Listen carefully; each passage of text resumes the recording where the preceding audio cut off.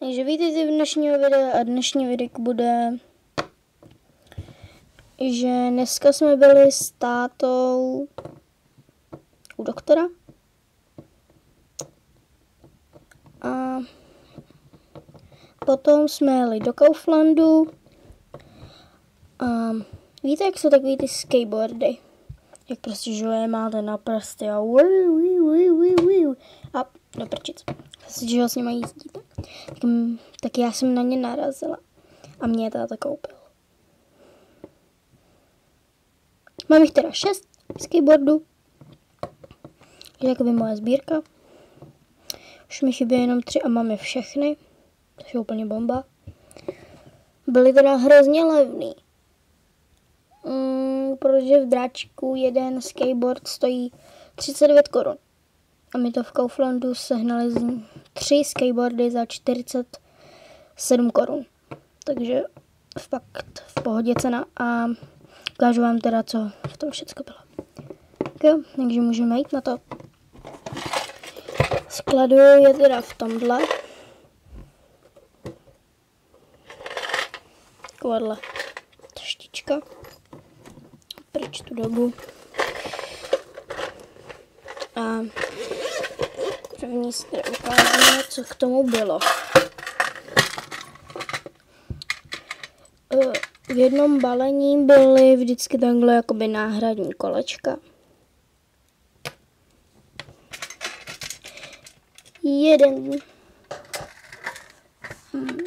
Jeden takovejhle šroubovák. Takovýhle malinkatý.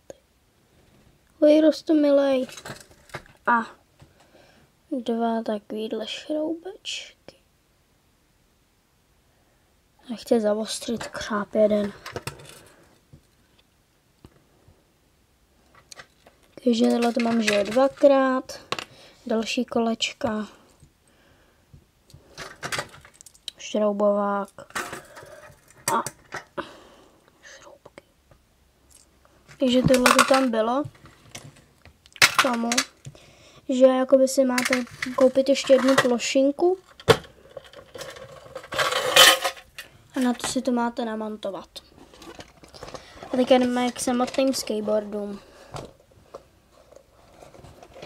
Nějaký vytáhnu. Tak. První skateboard, který jsem vytáhla, byl teda tenhle. Můžete vidět, že jo, takhle na světle tam jsou jakoby takový, že jo. Že prostě to dělá takovou tu důl, prostě jakože, takový to. Máte třeba měnící ten obrázek, tak tohle je něco podobného, akorát, že to je samolepka.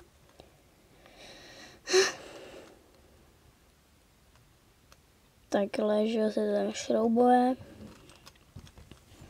A teď vám ukážu, jak to vypadá s pečopákem. Tenhle ten se mi teda vůbec nelíbí, že to je za prvý blbě nalepený. Vidíte.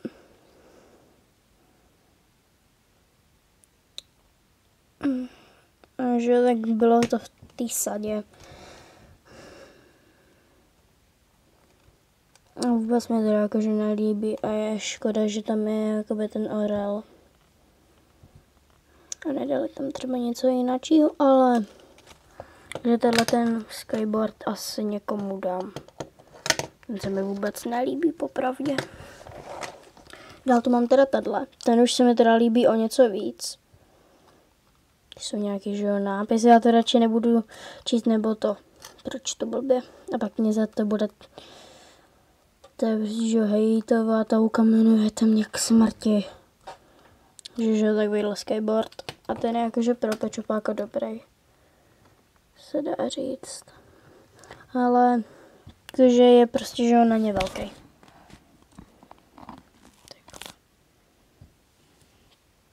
Že na toho pečopáka hrozně moc velký, ale je to dobrý. Takže tomuhle budu teda dávat jakože body těm skateboardům a tomuhle, ten si teda spíš, buď ho někomu dám, anebo se s ním teda budu jakože takhle jenom prostě, že jezdit s prstama. Třeba v hodině. Hergot. třeba takhle. No, takže tak. Tomuhle dávám. Když bude 10, tak bude, že se mi hrozně moc líbí a je dobré, jo.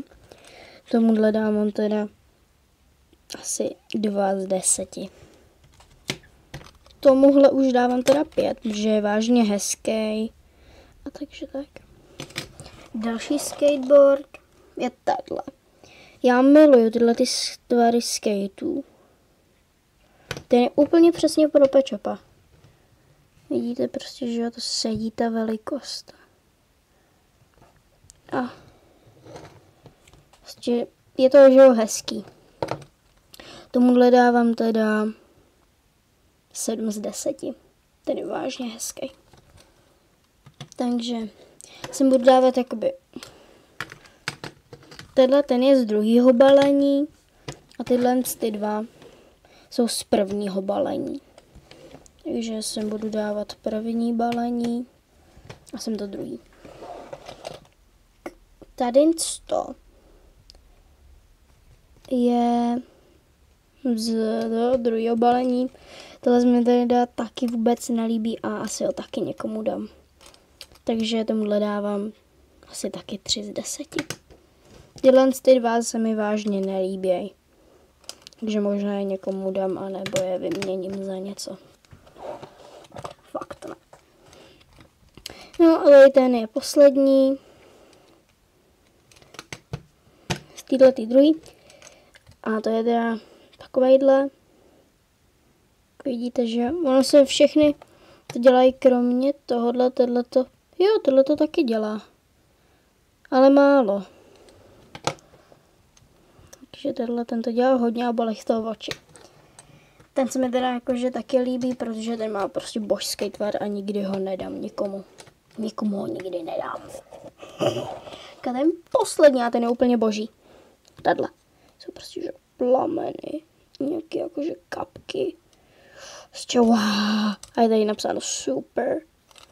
A je prostě že boží. Boží.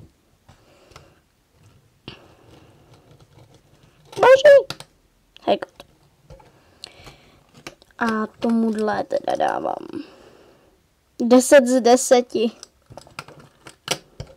Že je vážně hezký. Takže asi tak. Jo a tomuhle dávám tak 5 z 10 mu dáme. Tak jo, takže tohle byla celá moje sbírka skateboardů. A zatím se mějte. Pa, pa.